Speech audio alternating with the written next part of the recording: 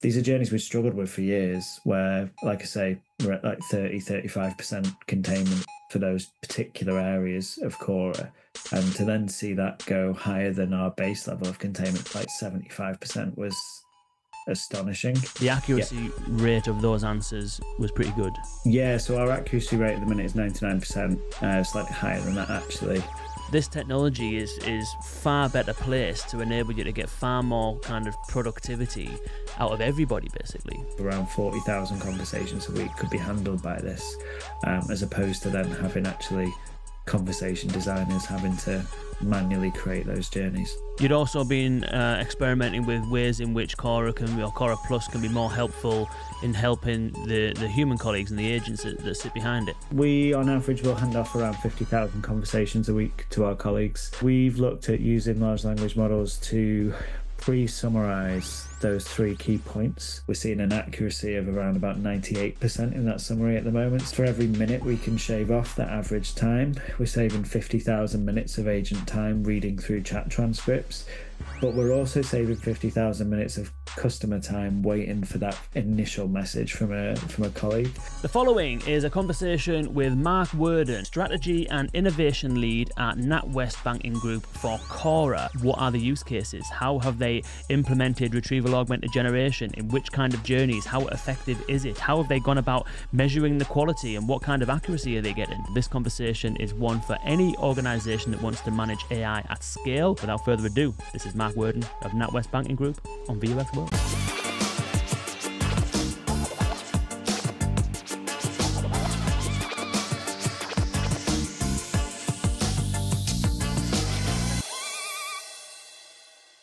All right, Mark, welcome to VUX World. Welcome back. Thanks for having me again. Pleasure. This is the second time. One more and you get your own hat trick VUX cap. I think I got one when we were in Edinburgh. I think you did actually. You did, yeah. That's right. Yeah, because you spoke at one of our events. That's it. Yeah, that's the two occasions when those caps get given out. Is it when people are on the podcast 3 times, or if they speak at one of our events? Yeah. So nice. I'll have to think of something else for your 3rd time then. Don't know what that will be. Hoodie or something like that. Nice. So maybe we can begin. For those, I'm sure everyone knows about NatWest. Lots of people know about Cora. Although there's people who will be tuning in from the USA and other places that may not be maybe quite as familiar. So maybe we'll start at the beginning and we'll cover kind of like yourself, your role, and what you do at NatWest and Cora.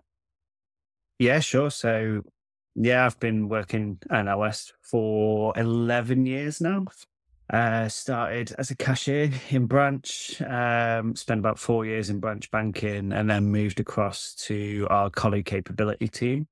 At the time, they had like an FAQ system for our colleagues. So if people needed to know, customer came in or spoke on the phone, needed to know how to cancel a card, they would then search our FAQ system to find out how to actually do that on the systems. We have numerous different systems depending on where you are in the bank, if you're in telephony, web chat, or if you're in branch.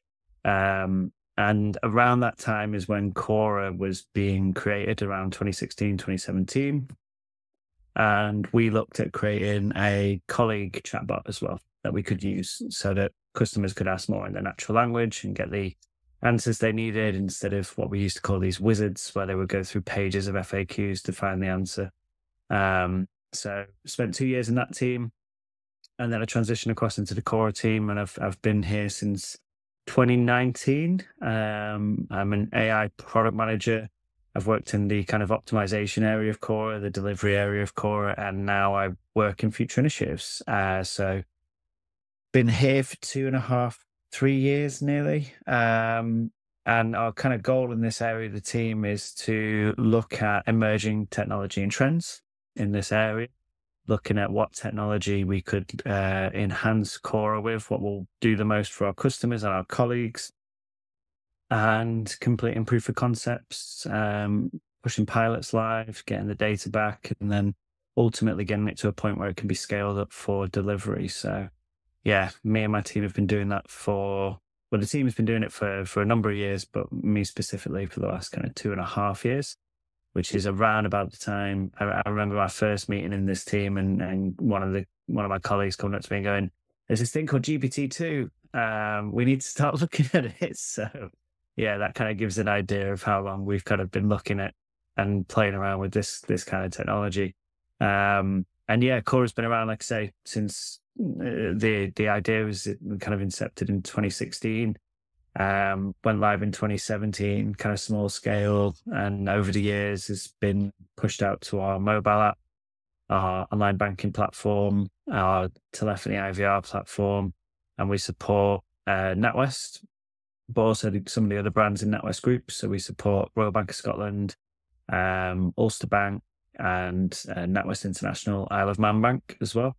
So when you start to add those together, you can kind of start to imagine how quickly we could have 30 different variations for one journey, where a customer might be logged in, might be in the mobile app, might be on online banking or the IVR system. And then again, for each of the brands, not all the brands correlate perfectly, as you can imagine. So yeah, it's a lot of scope that Cora has. Cora supports around 1.2 million conversations a month on our digital platforms, and around about half that on our telephony IVR platform as well. So we speak to a lot of customers, and we're doing some cool stuff to try and get them to the answers as best as possible and serve them in the right way that we can.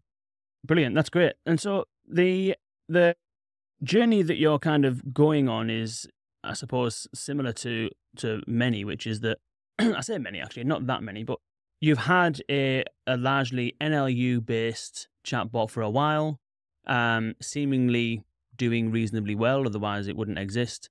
And, you know, you're saying there that you're looking at like future-facing technologies, and obviously it sounds as though generative AI is a big part of that. But maybe before we get into the exploration with generative AI, you mentioned there in terms of some of the volume that Cora kind of receives, like, what is it that has been successful with Cora so far? So maybe can you just describe like the pre-Gen AI state? What was working well that's got it to where it is? And then what were the things that you were looking to try and impact by experimenting with generative AI? Yeah, so what worked really well for us in the kind of early years of Cora was really focusing on. So we Miles kind of, who leads the Cora team, he kind of describes it as we have had 4 generations of Cora.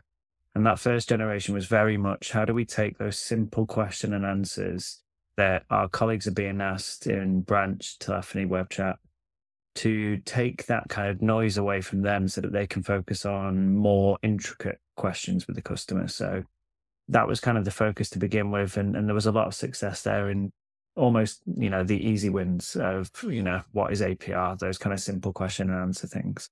And then we started to move into that kind of transactional kind of iteration of Cora, where we were then looking at some of the journeys that weren't digitized.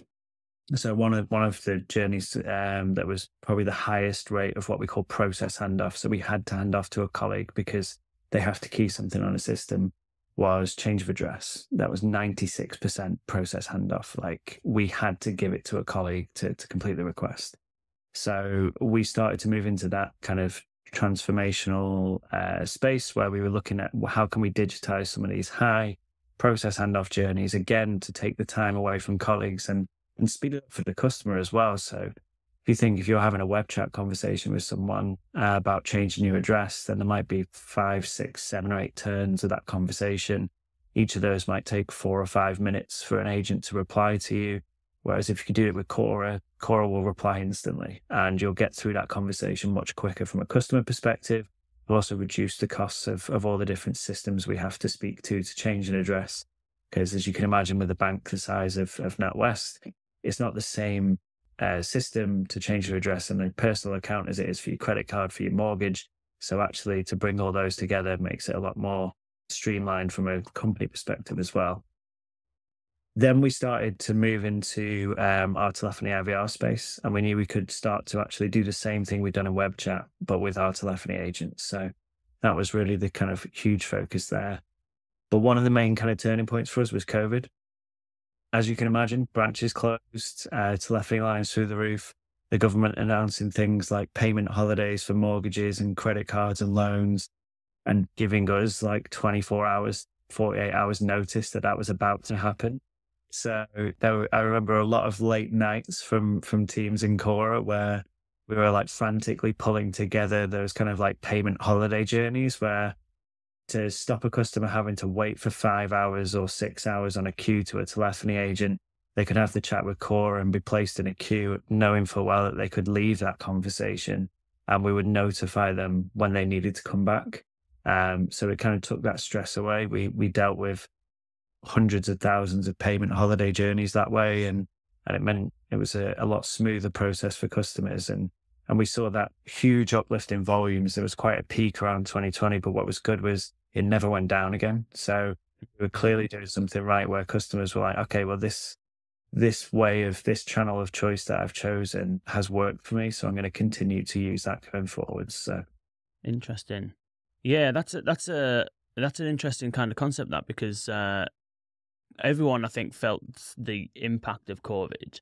And I suppose it was very similar to Decathlon. I mean, in fact, the event that you spoke at for us in Edinburgh a couple of years back, we had Decathlon presenting there as well, and they were in a similar situation in that COVID caused them to basically close their call center, and they didn't reopen it again. So it's crazy how the behavior that began in COVID has persisted till now. But so what is then? So Cora's doing well.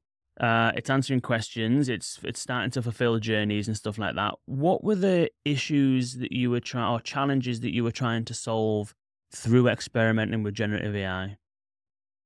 Yeah, so we've been experimenting for a little while on a number of areas that we wanted to see how could we use this technology to better have customers have a much better experience.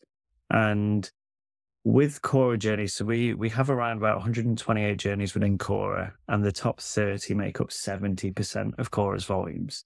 So we have an optimization team.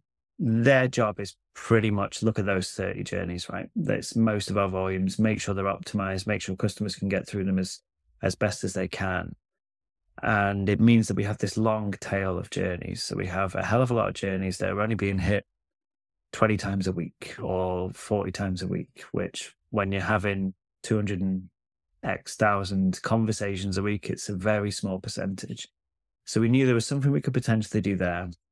And we also have something called low confidence journeys where Cora might be really confident on the thing the customer's talking about. So I know you're talking about a mortgage, but I have no idea what you want to know about the mortgage, what you want to do with the mortgage. And in those scenarios, we present what's called a low confidence menu. So we'll go, okay, we're confident it's a mortgage. Here are the top journeys for mortgages. And around 46% of the time, those menus result in a handoff to a colleague because the option isn't in there, which isn't surprising because we're giving them 5 options. You could ask 500 different questions on a mortgage. So that was one of the areas we wanted to focus on to begin with, was go, okay, we have these 4 very clear low confidence menus for our borrowing products. We have it for mortgages, credit cards, loans, and overdrafts. We know that it's not a good customer experience right now. How could we utilize this technology to better answer those questions for customers? And that's how Cora Plus was born, where we were then going, okay, can we do something with RAG to improve this? We have a whole host of FAQs, a whole host of web pages, which have all the content we need on here. And we have a whole load of data on the kinds of questions that are being asked. So we started with some experimentation. We took 2,000 web pages and put them in our knowledge base for our Retrieval Augmented Generation. And we started doing some testing. And we very quickly realized that only actually 500 of those articles were being hit. So we cut our knowledge base down to those 500. And that began our kind of in-house pilot testing with our colleagues. So we invited colleagues from all over the business to do that kind of in-house testing. There was another team doing a similar solution for our internal HR chatbot. So we got them to red team test ours. We did the same for theirs. And it was quite collaborative with a lot of the colleagues within NatWest. And then we managed to get through a governance approval process that was being created as we were going through it. We managed to get through for a 12-week pilot. And we'd done some research beforehand. So there was a couple of things we wanted to make sure we did within the pilot from a risk perspective. We wanted to make sure we asked customers if they were comfortable using generative AI. So that we were quite upfront with customers. We're going to use this to try and answer your question. Are you happy with that? Yes or no? If they say no, they'll get the same low confidence menu they would have done if they were going to go down that route. And if they say yes, we'll then utilize our retrieval augmented generation process to summarize the answer from the web pages. The research we'd done with our human-centered design team beforehand suggested 33% of customers would say yes, and 33.7% of customers said yes. So it's pretty bang on the money, which is really interesting. Wow. But for the customers that did say yes and get a generated answer, we were seeing our kind of like containment figure go from 30% with low confidence to 70%. We were seeing the reduction in handoffs. Like we were not handing off 78% of the time when we actually generated a response. Now, we weren't generating a response a lot of the time. We found that when we went through the pilot, that was around about 30% of the time we were actually generating one. And part of the challenge we found was we were asked to reduce that 500 page knowledge base down to 120. So we've been gradually increasing the pages that we have there, and we are seeing that increase each time we do that. We're also completing some analysis at the minute around when we don't generate a response. Is it because we have a gap in our knowledge base, so we need to create some information, or do we have the information but it's not structured correctly for an LLM to actually ingest that? Or is it simply the case that we do have the information, it's in a really good place, but there's something happening in the technology pipeline where it's triggering something else? So we have some guardrails where, for example, if the answer generates the word advice, we do not display that to a customer. There are regulations where we can't give advice to customers.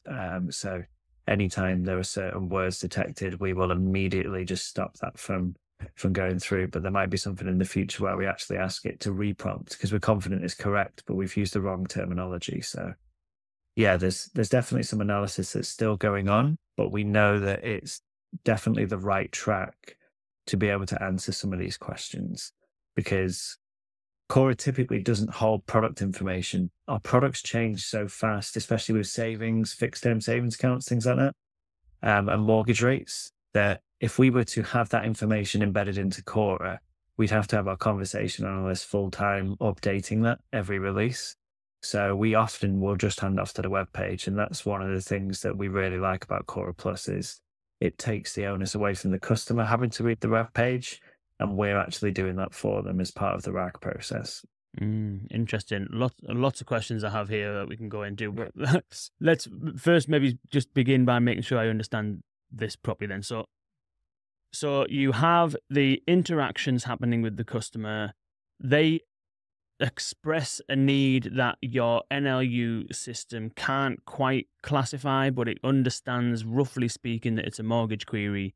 You present what you call a low confidence menu. Others might see that as a disambiguation menu of some description, which says, this is the things that we think it might be related to. And then you offer the opportunity for users to then take you up on a generative AI interaction. That's correct so far? Yeah, that's correct. Yeah. And then what happens is that for those that opt into that, presumably, I think you said it was 33%, which the researchers got absolutely bang on. They then are then sent into a RAG pipeline is then triggered based on content from your website, and you retrieve that and answer the question. And then you said that what was it? 30% of the time an answer was retrieved initially because you were asked to cut down the content. Is that correct? Yeah, so for 70% of the time in the first few weeks of the pilot, users would actually receive a response saying we've been unable to generate a response, and then they would put them down the low confidence menu route again. Yeah. So we are increasing that with each kind of release of new content to make sure that we have the right content to pull out from. We're also going through a bit of a process of looking at our content strategy. So, and this is the same for various chatbots across the group. The internal chatbot I was mentioning earlier, the HR chatbot. Some of our documents are FAQs. They're not structured in a great way for chunking when it comes to a knowledge base.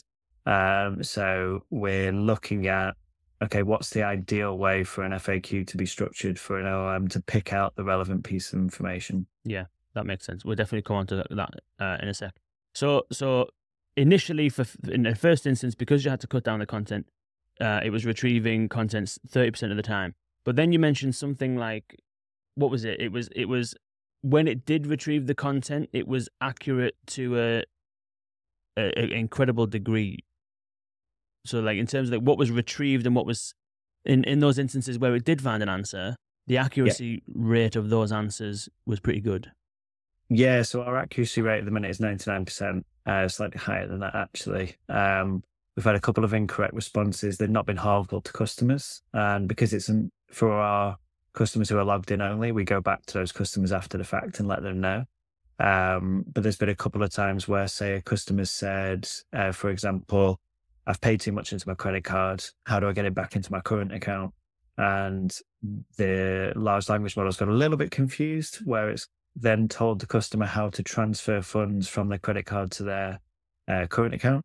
But it's took that information from how to do it the other way around. Right. So when a customer then goes, okay, it's told me how to do it, and goes into the app and clicks credit card, there's no transfer button. So they can't actually do the instructions that the large language model said. But then we've used that information to feed back into our kind of guardrails to then see, okay, well, how can we prevent these from happening again in the future? But yeah, that was 6 times in the first 12 weeks that it did that. And we've not had a single instance where it's been like a harmful response to a customer, which is the most important thing. Mm. And by increasing the number of knowledge articles that we have in the knowledge base, we've actually seen the overall quality of the answers improve as well. So we split ours into a number of buckets. We have correct, which is great. That's the best one. We have correct but ambiguous, where it could potentially, it is correct, but it's not been expressed in quite the way that we would want it to be. We have incorrect, which is where it's given incorrect information, and we have incorrect and harmful. And we've had no incorrect and harmful responses so far, which is ideally what we're after, right? With talking about financial information. Definitely. I mean, that's really good results, to be fair. I mean, to have that level of accuracy is brilliant. And we'll get into how that's kind of being measured and stuff like that in a minute. But I want to kind of touch on sort of like, you were talking there around the content strategy and, ways in like what's the best way to kind of create and format content for large language models and stuff like that. But at the same time, you're getting a very high level of accuracy. So what did you do initially to sort of like, when you're getting started, you've got content on your website, you said, you've got these 200 web pages or what have you. What did you do in order to initially create that first RAG instance? Did you just purely take the content that you've got, use that content as it is, leave the system to do its own chunking and do its own thing? Like, or did you do anything regarding kind of like content strategy at that point? Like, walk us through the process. We initially had a look at our front-facing web pages, and then we quickly realized that the knowledge-based tool that we had and the scrapers that we had, they struggled to get the relevant information out there. There's a lot of noise on those pages with headers and footers and things popping up. And the structure is also different from product to product. There's not a large amount of consistency across them. And then we realized a smaller part of the Cora team also owns our FAQs, our public-facing FAQs. And we realized that actually they have a lot more consistency in them across the board. And we also have a ridiculous number of them. I know it stands for frequently asked questions. That's definitely not what we have. We have close to 5,000. So we then actually started to pivot and focus more on the FAQs because it was a lot clearer how they were structured for the scraper to be able to get the information originally, but also then for the knowledge base to actually come through and understand. One example we had when we were doing the testing is NatWest actually removed the sale of buy-to-let mortgages. And one of the pages we had was the buy-to-let mortgage page. And the page itself had remained the same even when the product was off sale, because some people still have those products and would need support on them. But there was a banner that was placed over the top that said, these products are no longer for sale. And the scraper couldn't see that banner.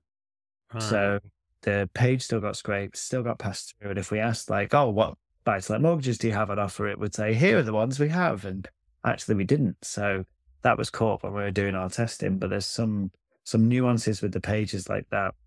It also helped us a little bit because we started to notice that there were some web pages where if it would have like a question of how do I do this in the mobile app? And it would have a very clear 1, 2, 3, 4, 5, 6, 7. Here are the steps you need to do this particular service journey. But then you'd have another page for a different product type where it would just say, go and do it in the mobile app. Or you could do this in the mobile app. So we soon started to notice a bit of variation in terms of how far each of the product areas went with their information. And we used that as a feedback loop to then say, okay, this is kind of the standard you want to be at for your pages. So you need to change this page to match that standard. Interesting. So doing that work, it just goes to show you, doesn't it? Like, you know, every organization has the same kind of challenges when it comes to content, which is that lots of stuff is published, very little is usually taken down. And once things are published, they just stay there, you know, over time, and things change and other things improve as you publish new stuff and all that kind of stuff. And the historic stuff doesn't get updated and all that kind of stuff. So it's highly likely to be a very common problem. And what's interesting is that, you know, going through the proper process for creating a retrieval augmented generation system, which is to do that initial work to figure out what content you've got and what shape it's in and what's relevant and what's not relevant, you know, has knock-on effects and benefits, you know, across the organization, because you're then spotting stuff that, you know, you can improve elsewhere, which is great. Absolutely.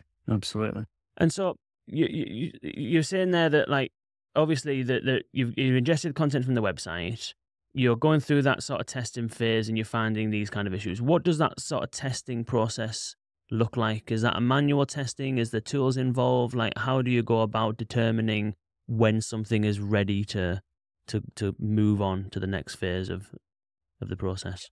The important thing was we had full engagement from like what we call the customer business areas. So we had full engagement from some people from mortgages, loans, credit cards, overdrafts.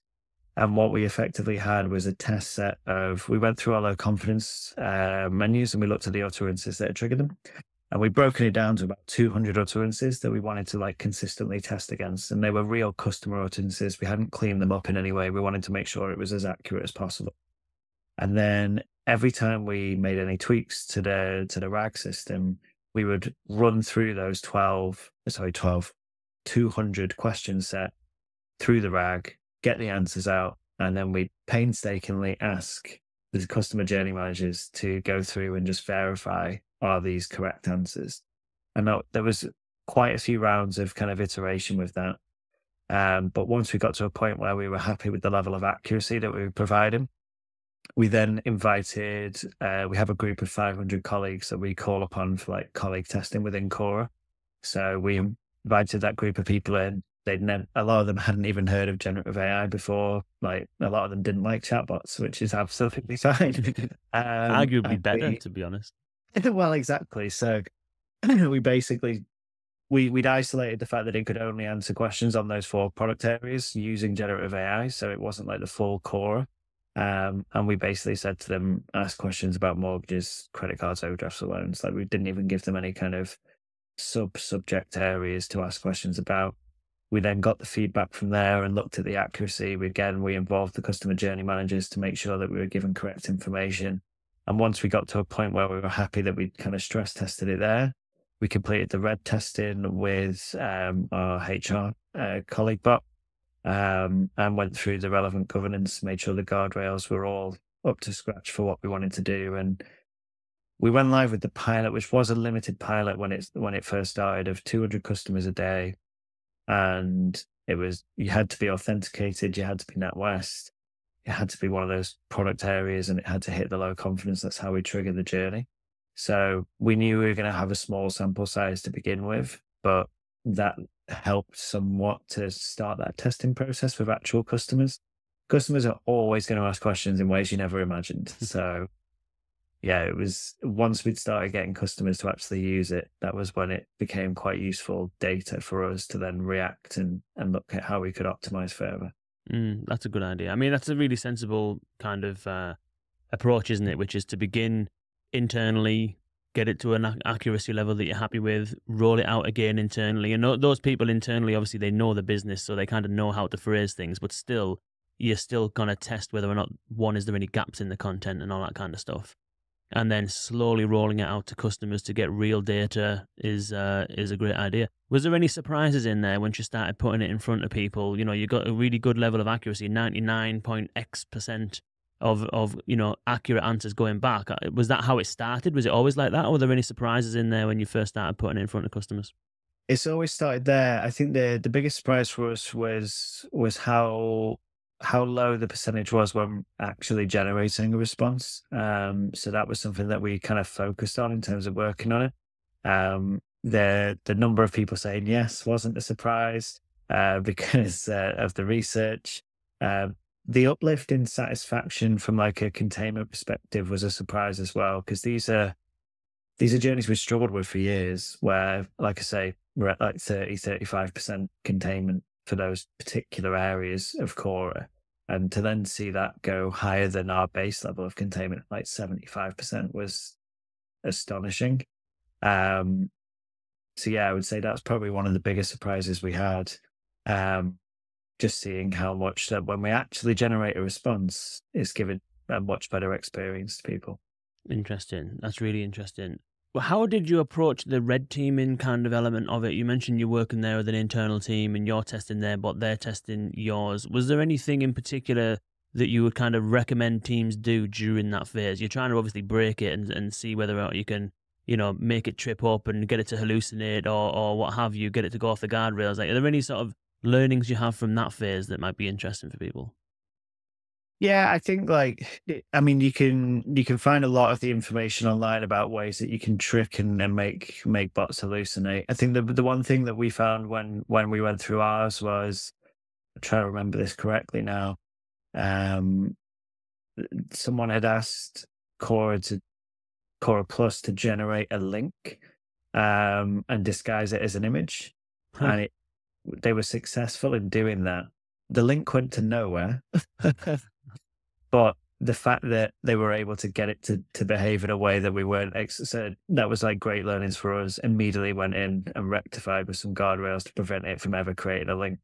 But yeah, I find it always interesting getting people who are quite intent to try and break something, to try and break what you're working on, because there'll always be ways that they can think of that you've never considered, whether that's getting it to speak in another language or try and overwrite the kind of persona that you're setting in the tone of voice prompting. It's really interesting to get people who are somewhat experienced with this technology, but just more curious than anything, because there'll be people out there that have tried to do the same thing for lots of large language models like GPT. And yeah, I think getting the right people to do that testing is the key thing there. Interesting. That's what they always say, that you kind of like, you want to test your system. Like, if you're building software and you're building like a platform like a Netflix or even a mobile banking, service like NatWest has and stuff like that, you want the hackers in there to be doing the testing, because those are the ones ultimately that are going to find the holes and all that kind of stuff in it. Yeah.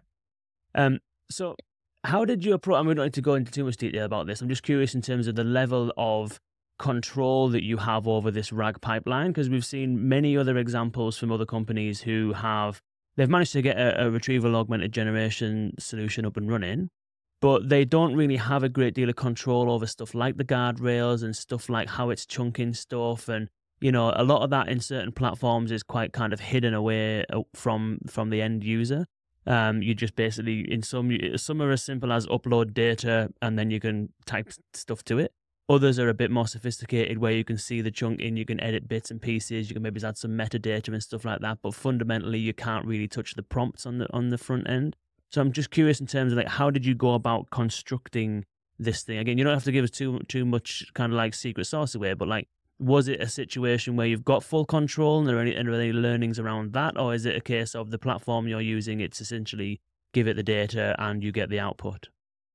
Yeah, so we used a couple of suppliers for this pilot. Around the time, there wasn't too many suppliers that were offering these kind of solutions.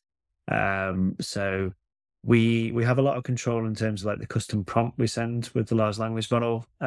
We have a relatively rudimentary knowledge base that we definitely would want to improve on the next iteration. But the main control we have is the supplier we're using for the RAG orchestration. So we completely control the prompt that's sent to the large language model. It also does a bit of verification. So when the answer is returned from GPT 3.5 Turbo, is the model we're using for this pilot, we then cross-reference that model with the original question, the original documentation that was sent to provide us with a confidence score. We can set that threshold where it'll either just go, yeah, we'll return the answer to Watson Assistant, or no, we won't return it. But it is something that we're definitely looking at as kind of the next iteration of Cora Plus to make this more scalable for us. What are the best components to use? What's the best chunking strategy? What's the best knowledge base? What's the best large language model? So at the time, we used what was available to us in the market, and the technology has moved tremendously in the last 6 months. So we're consistently looking at how can we improve certain elements of that RAG application, and how do we kind of chop and change certain parts to give us more control ultimately, but also make it so that if we can have more control over the application, we can then start to look at how do we scale this out past 200 customers a day we've estimated that looking at our journeys, it'll end up, we have a possibility of around 40,000 conversations a week could be handled by this, as opposed to then having actually conversation designers having to manually create those journeys.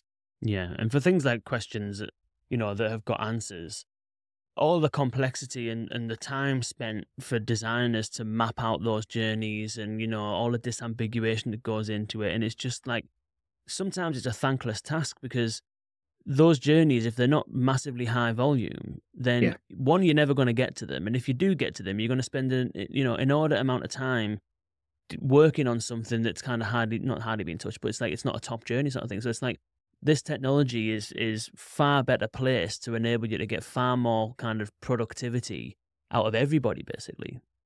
Yeah, absolutely. That's the thing. I think, like we were talking at one point, if we wanted to actually include all of the product content within Cora, we'd be looking at hiring a team of 50 to 100 conversation designers to like actually get all of that content in. Especially when you think that's just like NatWest product suite, and then the Royal Bank of Scotland product suite is fairly similar, but then the Ulster Bank one is a little bit more further away from that. Isle of Man Bank and NatWest International further away from that. So you can end up with, and then you've got the personal customers, business customers, commercial customers. And one of the interesting things we found when we were looking at the original testing was we just threw all the overdraft pages in, and we'd ask, what terms do you have for an overdraft?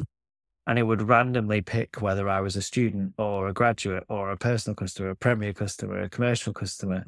So that's another consideration that we then had to have of, okay, well, we'll lock this pilot down to NatWest Personal so that we don't have to consider that just at this point in time. But there's an element where we're then going to have multiple knowledge bases for each of the different customer segments that we have, so that we don't have that situation where you could be asking about a NatWest personal overdraft and we're telling you about an RBS commercial overdraft, right? That's situation we want to end up in. No, and that again goes back to the sort of control you need over the infrastructure, because you're going to need to feed into your system that kind of context, isn't it? This is Mark, he's logged into the mobile app, he's a XYZ type of customer, this is his kind of world, and he's asking this question. Now this is what we need to do to answer it, rather than blanketly everyone gets served content from one location and it's kind of like generic. So there's a lot more that will kind of need to go into scaling that, isn't there? Absolutely. What are the other considerations? And you talked about content strategy and stuff earlier on. Presumably, if this thing is going to progress into all of those other journeys you mentioned, Royal Bank of Scotland and all these other sub-brands and all that kind of stuff, they've all got different content.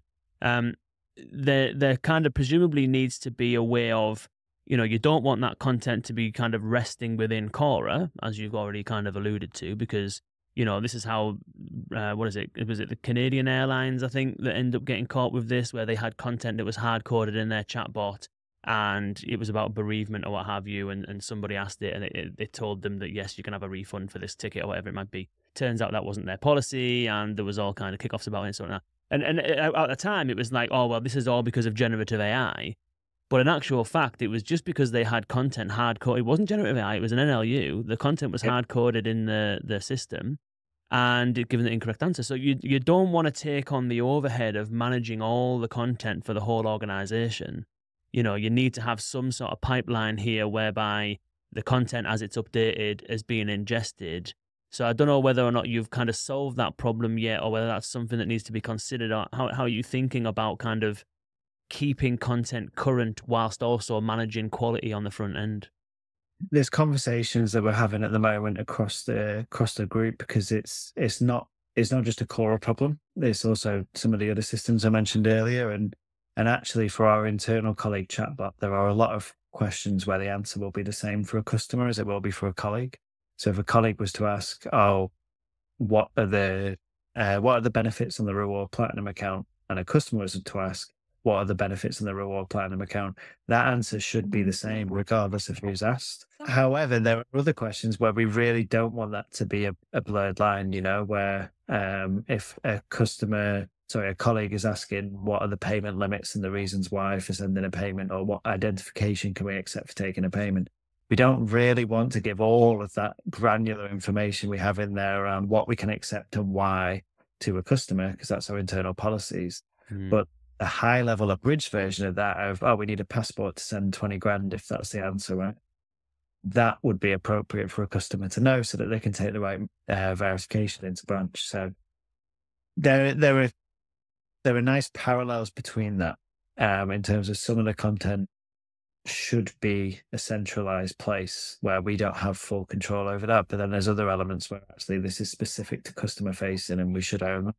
So there are conversations happening at the moment, and we're trying to kind of align across the group in terms of what the best overarching content strategy is, if that makes sense. Yeah, absolutely. And in terms of like how that affects the sub brands and stuff like that, I mean, are they currently different solutions, or are they all part of one solution that are kind of like customized based on certain variables, based on the, you know, the customer kind of type or what have you? Like, how are you thinking about scaling that across all of these different brands? Are these going to be different solutions? Is this one solution, or is that not being kind of figured out yet?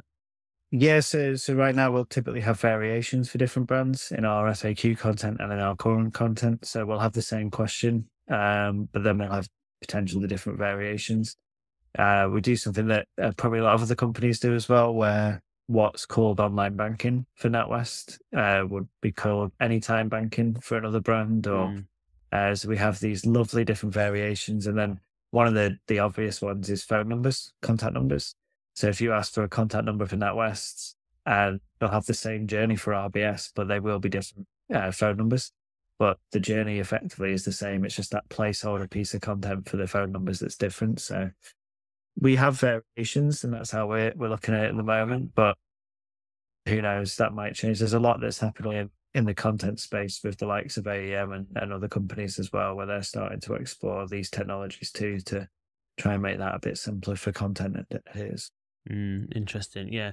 It's a different type of problem, isn't it? When you reach the kind of scale of NatWest, it's not like someone who's just kind of got a bunch of content and they want to create this system that allows you to talk to it. There's a whole world out there with all of these different brands, all different products, all different customer types, and finding the way of marrying what on the face of it seems like a fairly straightforward process. There's content, stick it in a vectorized database and then ask a question and retrieve it. But to scale that up to the level that you need to scale it to, it's not a simple task.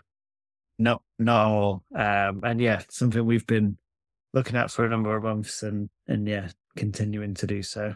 Yeah. And the other use case, which is really good, I know we've spent a lot of time talking about kind of like, you know, front-facing, customer-facing stuff there, but you'd also been experimenting with ways in which Cora Plus can be more helpful in helping the human colleagues and the agents that sit behind it. Yeah, absolutely. So we on average will hand off around 50,000 conversations a week to our colleagues. I actually had the good fortune last week of being in India and sitting with one of those teams, and It was very interesting. The main feedback was we want to see more of our conversations go through this use case, which is great to hear. But yeah, we typically will hand off that many conversations. What we'll do when we'll hand off is we'll hand off the transcript to the conversation, and that's typically 4,500 characters. And it'll say Cora, this is what Cora said, customer, this is what customer said. So you can imagine that's not incredibly user-friendly to go through as an agent. And it can take on average around 13 minutes for an agent to receive the conversation, read through it, understand what the customer originally wanted to do, understand what Cora's already tried to do to try and resolve that, and the kind of sentiment of the customer. So we've looked at using large language models to pre-summarize those 3 key points to an agent when we hand off. So we'll hand off the conversation. We're doing this on a small scale with one of our segments of customers at the moment. So it's around 100 customers a day that are being summarized. And what we'll do is we'll take the intent of what the customer's actually looking to do, and that'll take into account the whole conversation. We'll look at what Cora's tried to do so far. And in some cases, that might even just be Cora handed off the customer because it was a process handoff. And then we'll also put down what the customer sentiment is. So is the customer happy? Are they frustrated? Are they sad? Are they feeling giddy that day? I don't know. So that the agent is also fully aware of kind of what kind of position the customer's in right at that point in time. That summary is about 450 characters. So it's 10% of the size. And spending time with the agents last week, they were saying they get excited when one comes through. We're seeing an accuracy of around about 98% in that summary at the moment. So we have a feedback form with it where we ask them on a scale of 1 to 5, 5 being the highest, how accurate was the sentiment, how accurate was the summary. They're getting around 4.6 out of 5 at the moment on average. Wow. And then we ask a yes or no question of, was it more useful to read the summary than it was the chat transcript? And that's about 98% of people saying yes to that question right now. Wow. So we've got a plan to ramp this up quite dramatically over the next few months. And yeah, this is definitely more of a colleague focus for us, because for every minute we can shave off that average time, we're saving 50,000 minutes of agent time reading through chat transcripts. But we're also saving 50,000 minutes of customer time waiting for that initial message from a colleague. So we do have a target to try and get that to about 5 minutes, which would be 400,000 minutes a week we're going to save. And spending time with the agents, I'm a bit more confident in that last week, but it'll have a more passive impact on the customers, but definitely a real impact on our colleagues in those web chat centers. Brilliant. And that's the whole point, isn't it? The whole point of this stuff is that it should be doing both things. It should be helping customers achieve outcomes better and faster, and it should be helping colleagues process and help customers faster as well, So it sounds like that's kind of doing that. What are I'm always curious about sort of like, I used to have a manager years ago who used to always say, if things are going well, then things should be going well. But the things that are not going well, that's the things that I want to know about, because that's the stuff that I can do something about. So out of curiosity, the 98% that said brilliant, what were some of the things within the 2% that perhaps could lead to a little bit more improvement? Like what were the kind of stuff that might be coming through the very, very small, albeit like one train of thought is that let's not even bother with that. Let's not even think about the 2% because 98% is amazing. But just out of curiosity, like what are the little things perhaps that might get it towards, perfection? Yeah, so we've gone with like 2 of our, we call them our handoff skills. So we've gone with RBS credit cards and RBS complaints. And it's the complaints where that 2% kind of crops up. And it's usually around stuff that would help the complaints handler gather all of the relevant information. So quite early on in our testing, we found that the thing that they wanted more than anything was the reference number. So when a customer goes through a complaint journey with Cora will do the initial information gathering for the complaint, and then we'll effectively create that complaint number for the customer so that they're not waiting around for an agent back and forth asking those questions. And then when it's handed over, or if they're asking for an update on a complaint that's handed over, we'll look up that complaint reference number, and the agents are like, that's the thing we need more than anything. So we can easily just then copy, paste into the complaint system, load it up straight away. But as we've gone through this pilot, it's always little small piece of information where they're like, actually, it didn't tell me about this element of the complaint, and that would have been really useful to be in the summarization. Whereas I've had to then go through and have a look through the transcript because it's alluded that it's there, but not told me the exact information. So it's always those kind of little last sort of gems for them to be able to just crack on with what the customer wants from the summarization. On the credit card side, it's been more or less everything's really good and telling us what we need to do. I mean, I did see one when I was there last week, and it was a customer who had just said, I want to speak about a credit card, send me to a human. The summary probably ended up being longer than the actual utterance from the customer. But that's definitely an edge case. Yeah, definitely. I mean, those things are just minor anyway, aren't they, really? I mean, yeah, considering that 90-80% of the time it's fine, having to read back through transcripts on 1 in every 100 handovers is nothing compared to what it was like, which is wicked. What are the kind of like steps or challenges around scaling that then? You mentioned it's in kind of credit cards and complaints. Presumably this kind of thing is independent of Cora Plus, essentially, in terms of like the RAG system. You don't have to have that in place to do this. So presumably this can be applied on every journey. Like, are there any kind of like significant challenges to applying that everywhere, or is it just that you're in the process of going through it in a sort of phased fashion as you would? Yeah, so we have a plan to go through in a phased fashion. So we've worked with the operations team to go, okay, what would be the next logical skills? What would give us the biggest kind of feedback? So what we're quite keen with this one is to get as much feedback as possible as early as we can, so we can then make any changes to the prompting or to the model. But one of the biggest challenges we have is one of the models is being, our model's hosted on what's the next.ai, and one of those models is being upgraded to a new model, which then means we need to actually just take a pause and go through all of our governance again to get that model through, and also do the regression testing to make sure that actually by changing the model, it hasn't then dropped us from 98 to like 10%. Do you know what I mean? Yeah. So that can slow you down a little bit. And it's probably a pain everyone's feeling. And I notice on a lot of these providers, they always have that little box that says we have the right to upgrade a model in 90 days. And actually, for larger organizations, you could probably struggle to get through the governance process in that 90 days. So, I think that's probably one of our bigger challenges for actually scaling this out. We could have probably moved a bit faster if it wasn't for little lovely surprises like that, I would say. Yeah.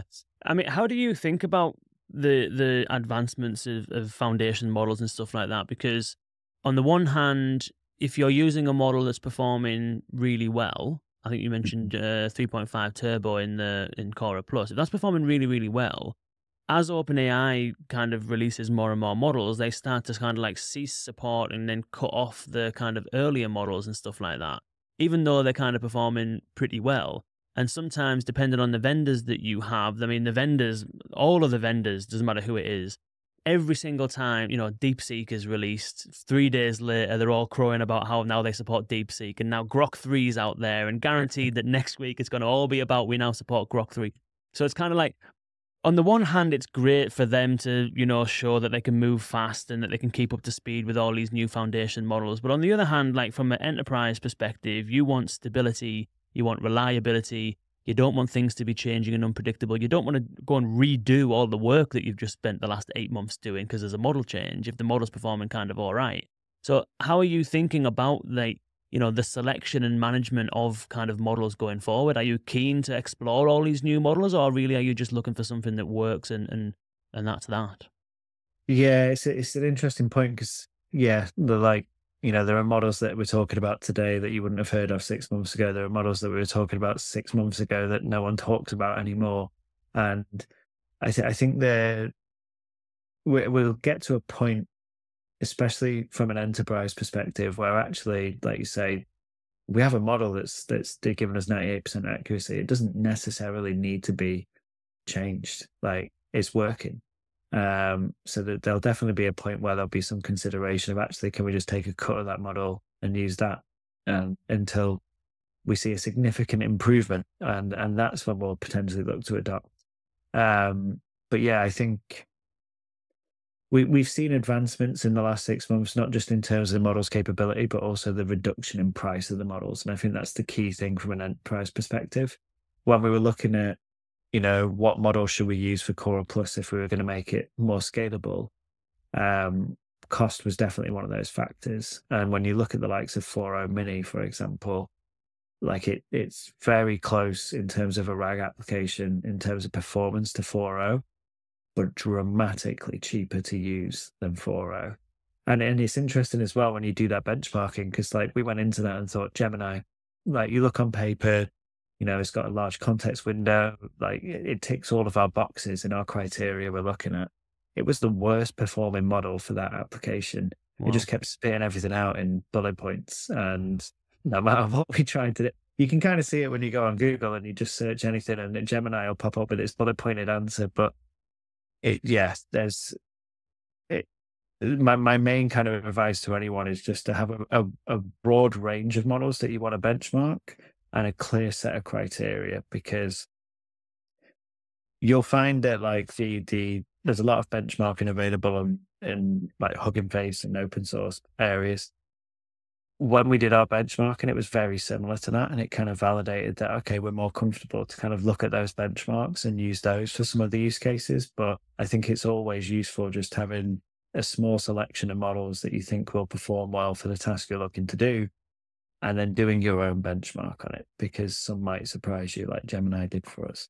That's very good advice. Very good advice. And, in terms of taking a cut of models and stuff like that for NatWest, if your use cases aren't going to change dramatically. You're going to have new products and services and all that kind of stuff, but fundamentally, you're still going to hold money and loan out money, and people are still going to need the wraparound services that comes with all of that kind of stuff. And so, although your content will change, fundamentally, the needs of customers are likely to be fairly stable. You might get a COVID that happens again and things kind of like, all hell breaks loose. So you have to be prepared for that. But like generally speaking, day-to-day banking, it doesn't need to change so dramatically that you need to be swapping out models every 6 weeks. And so I think there's also an opportunity perhaps then to look at things like, open source solutions that maybe you have, that you host yourself and fine tune yourself, and then it's yours then, and you're not reliant on the cost of the open AIs and all that kind of stuff. So there's lots, I think, of opportunities and ways in which you could do that in a sustainable kind of cost effective fashion going forward, isn't there?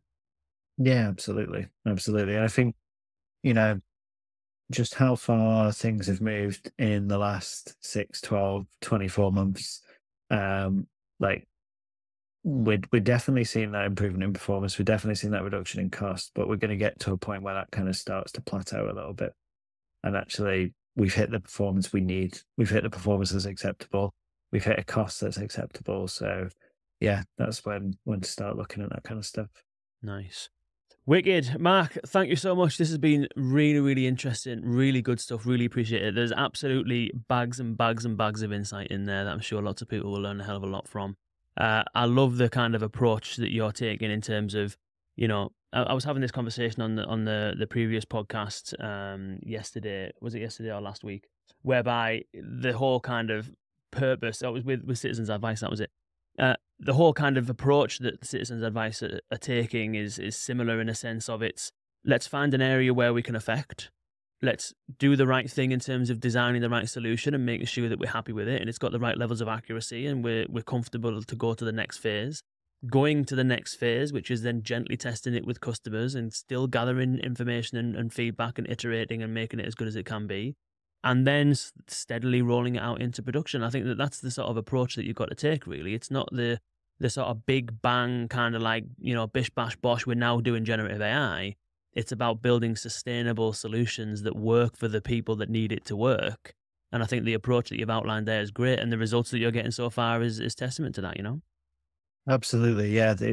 We've always wanted to be quite careful and measured with how we do things. We've had a lot of conversations about AI and ethics and how can we do this in a responsible way. And I think, yeah, we're starting to see that kind of payoff where we're actually being able to provide customers and colleagues with a better experience and do it in the right way. So Wicked. Wicked. So we'll do this again at some point again in the future for your third time, your hat trick. Well, I'll have to find a way of giving you some sort of commemorative memorabilia for that, a hoodie or something like that. So you wear a NatWest hoodie, then we'll replace that with a Vux hoodie. But thank you so much. It's been really interesting. Thanks so much for spending the time with us. No worries. Been a pleasure, as always. Nice one. And thank you all for tuning in. We'll see you again on the next one. Thanks very much. Bye now.